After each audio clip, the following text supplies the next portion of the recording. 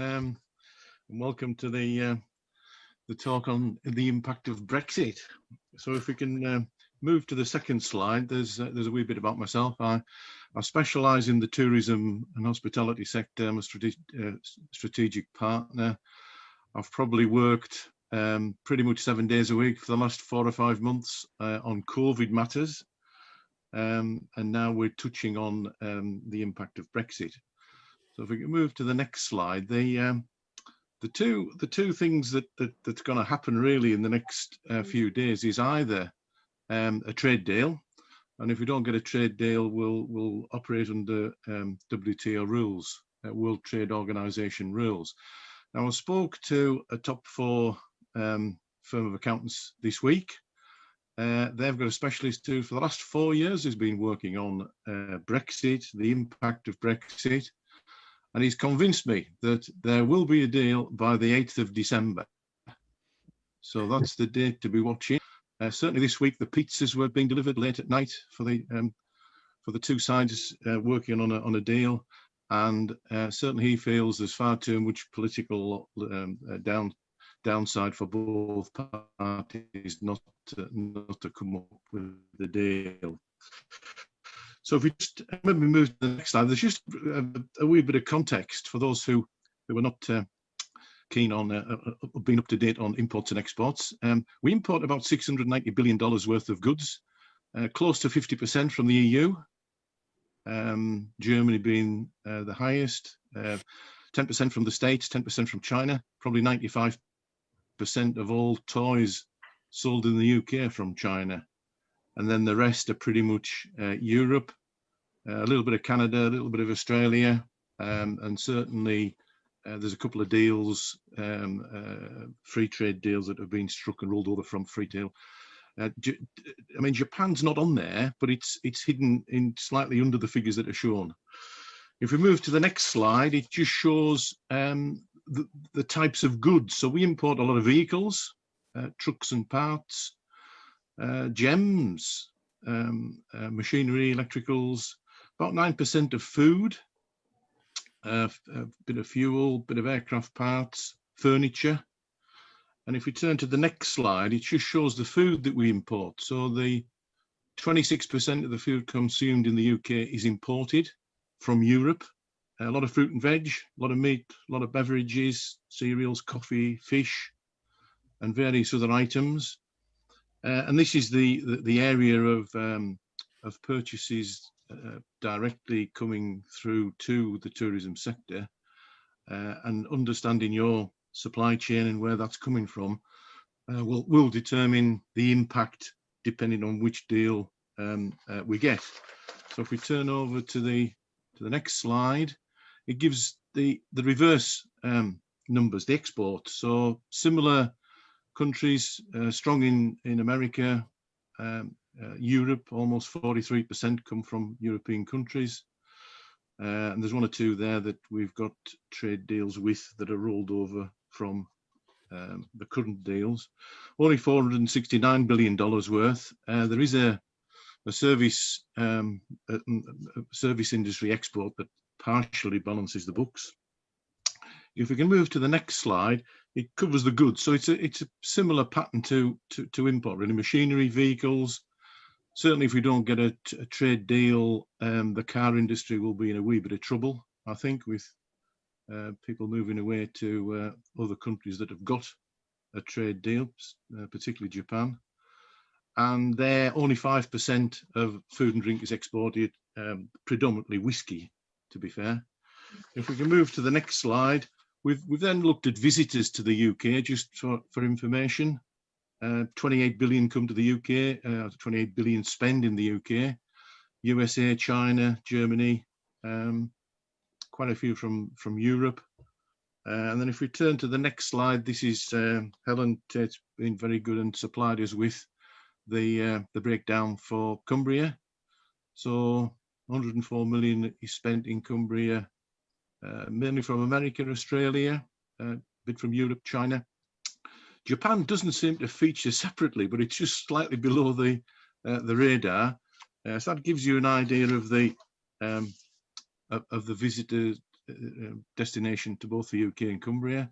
If we then move to the next slide, the other thing that we're going to be more concerned about is the value of the pound to the major currencies of those visitors to this country, and certainly from an import or export point of view. And over the last 2 years, the pound's moved adversely against the dollar, slightly better against the Australian dollar, depreciated against the euro, and certainly the experts suggesting that whichever way this works, whether it's a deal or a WTO rules basis, January will be particularly difficult. I think, as was mentioned, there's a brand new paperwork system, there's an import duty documentation, there's VAT registration in different countries, there's a complete change in the declarations that you make, the paperwork that you produce, the documentation that applies now will not apply from the 1st of January.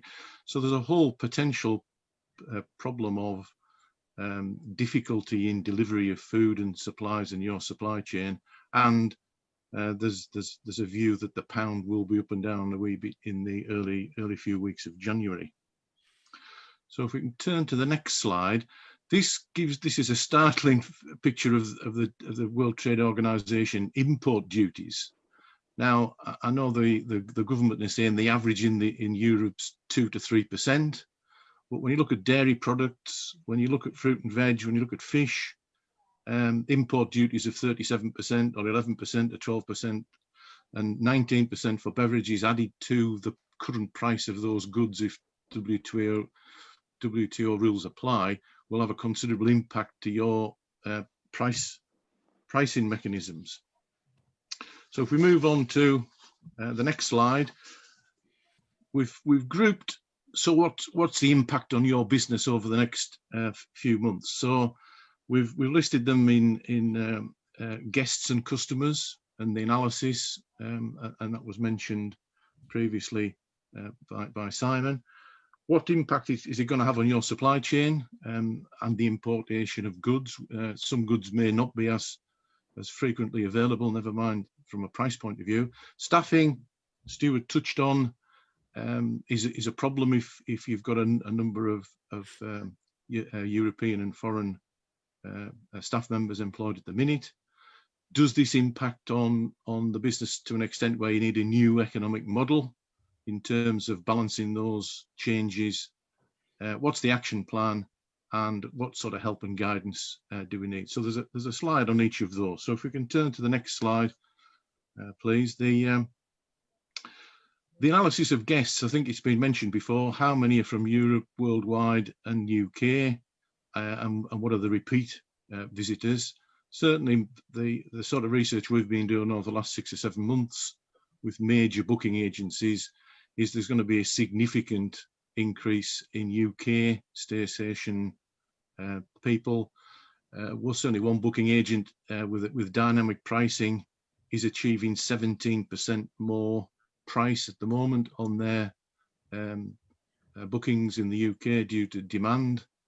We've got clients where they could sell a self-catering or a lodge holiday 9 times over at the minute because of the lack of foreign visitors and the pressure on UK residents to have a bit of a break.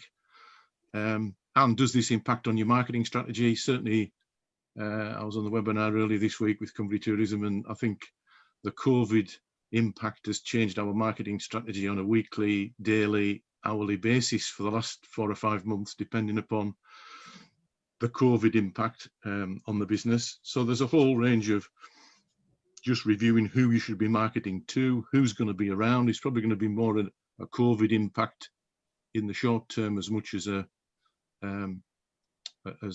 price in terms of the value of the pound to the currency of the country that most visitors come from.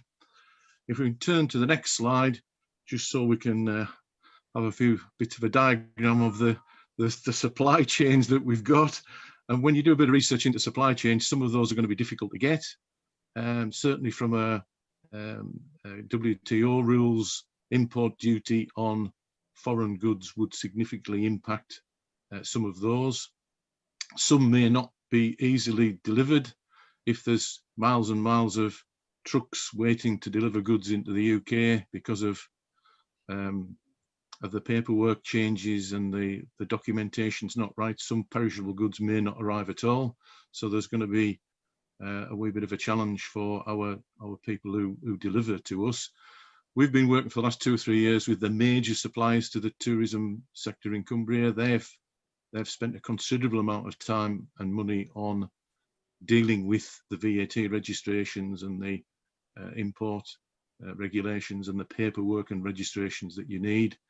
And we've seen people from Holland delivering flowers have spent 200,000 or 300,000 so far getting around the to comply with the regulations. And certainly from a food perspective, looking at the supply chain, could we replace foreign supplies with UK, and discuss with our suppliers whether there's any difficulties or problems that they envisage would be useful just to see, so that doesn't affect the service that you can provide after the 1st of January.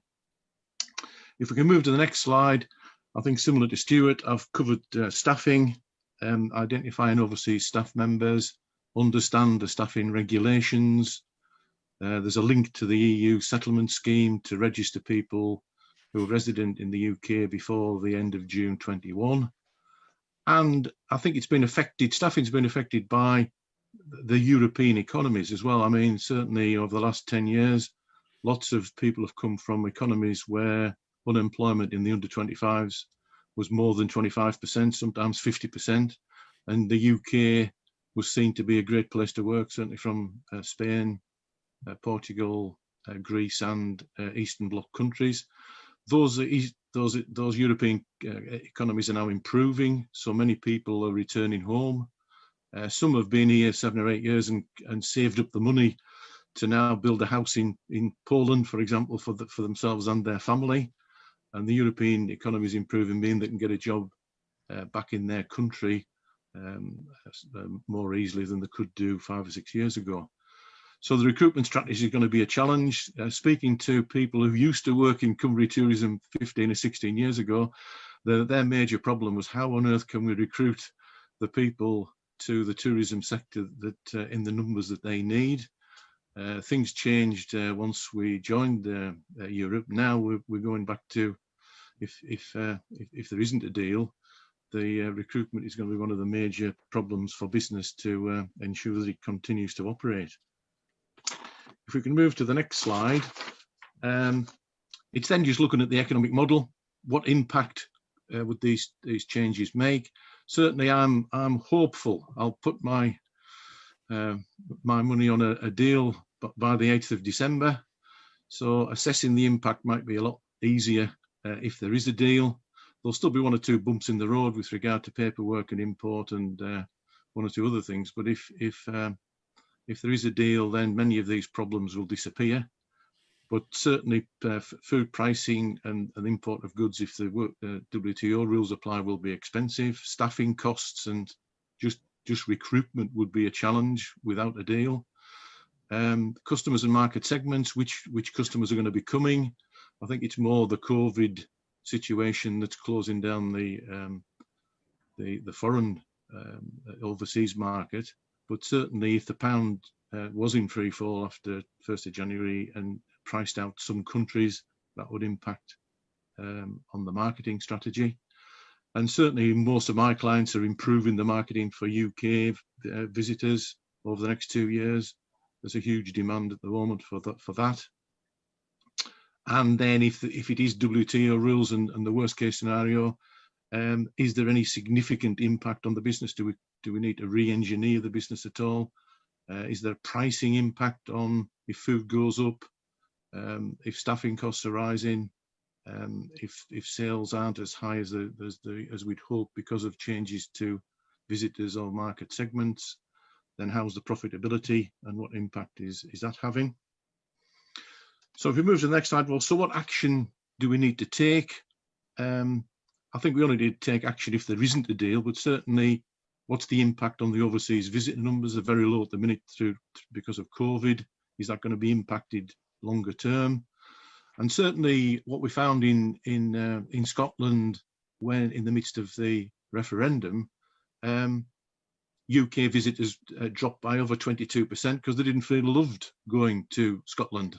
Now, whether that impact of not so much a financial decision or a visa or a difficulty in moving, whether foreign visitors are a wee bit turned off for a year or two because we've left the club and there's a perception that we're not as friendly to foreign visitors as we used to be. Looking at staffing measures, getting people registered if they're resident in the UK. Consider the strain on our supply chain. Do we need to switch to UK supplies if we can? Do we change the menus for goods that may or may not be able to come through early on in the year? Looking at the financial impact of the extra cost of kitchen equipment and fixtures and fittings. Many of the sound equipment, many of the kitchen equipment isn't UK based, it's European. If World Trade Organization adds 10 or 15% import duty, that will have an impact. The impact of the changes of the pound, we may not have considered the change of the pound too much, but in future it'll be more important in terms of is the UK a cost-effective place to come on holiday. WTO rules will certainly have a significant impact, but as I say, I'm hopeful by the 8th of December we'll have a good result. And if we turn to the next slide, there's a few contact, as Stuart was saying, we've just got a link to the transition website for tourism businesses, the immigration point system, the shortage occupation list. And I think, as Stuart said, the only thing that's on there at the moment are chefs. And certainly I would think if we were going down a no-deal route, I'm sure Jill and the team at Cumbria Tourism and UK Hospitality will be lobbying government to include the right type of tourism employment on that shortage list. And then I think a great link with Cumbria Tourism. And as was mentioned by Stuart, the Cumbria Chamber of Commerce have specialised in import and export for a number of years. They've got strong links with the sector and the DTI, so there's a very helpful list of contacts there. And then the final slide is just saying thank you for that, and my contact details if they need difficult questions that we can't answer today, but might have to go and have a look at.